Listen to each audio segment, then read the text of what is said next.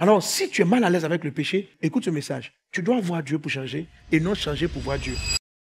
Ceux qui se méprisent, qui trouvent qu'ils n'ont pas suffisamment une vie d'amour, une vie de sainteté, une vie de prière pour voir Dieu, sont les mêmes qui se plaignent parce que lorsqu'ils ont prié beaucoup, ils ont fait 40 jours de jeûne et puis ils n'ont pas vu Dieu, ils sont déçus, ils dépriment. Mais quand tu jeûnes 40 jours de jeûne pour voir Dieu, il ne va pas venir vers toi parce que tu es en train d'acheter sa présence par tes temps de prière.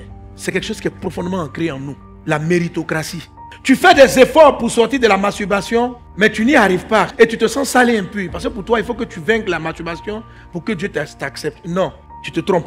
C'est pour ça que tu n'as pas la puissance de sortir de la masturbation.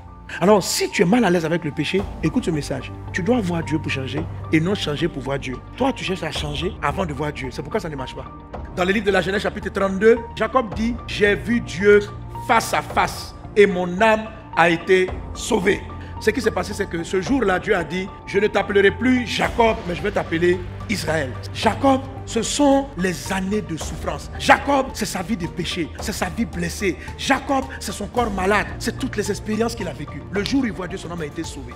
Nous avons des problèmes parce que la Bible dit dans le livre de Exode, quand Moïse dit, je veux voir Dieu, Dieu dit, aucun homme ne peut voir ma face et vivre. Donc, quand Dieu se révèle à toi, il tue quelque chose. Je dis que tu dois voir Dieu pour que ton Jacob meure et que ton Israël ressuscite et que ton Israël paraisse.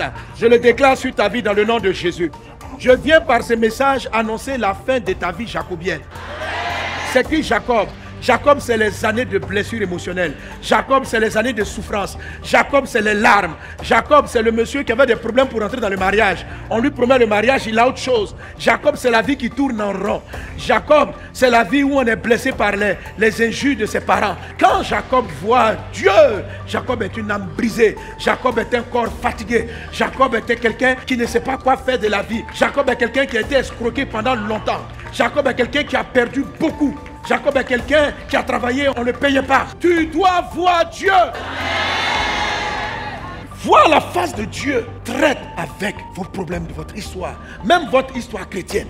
Combien de chrétiens qui ont donné leur vie à Jésus, mais vous avez une âme ravagée malgré vos années de chrétienté. Toujours tendue. Tu dois voir Dieu. Parce que c'est cette façon de faire qui fait de vous l'image. Et c'est ce qui nous rend à la dimension de l'épouse. Alors tu vas te lever si tu veux voir Dieu. Je veux que tu fasses cette prière avec détermination. Tu n'as pas pu le voir parce que tu ne sais pas le voir. Tu n'as pas pu le voir parce que tu n'as pas les secrets pour le voir. Il peut être présent dans la salle, mais tu es comme aveugle. Oui, on peut être un chrétien et être aveugle. Et ne pas voir Dieu quand il se présente à nous. Et ne pas voir Dieu quand il vient face à nous parce qu'on est aveuglé. Alors tu vas crier dans le fond de ton cœur. Tu vas dire, papa, je veux te voir. Jésus, je veux te voir. Je veux te voir. Je comprends que c'est indispensable pour moi de passer à un autre level spirituel, un autre level de ma relation avec toi. Ensemble, élevons nos voix, parlons à Dieu. Brenda sorobara la gloria anta rababrada sarabarala ke. Reda brada sorobara la claria anta rababo.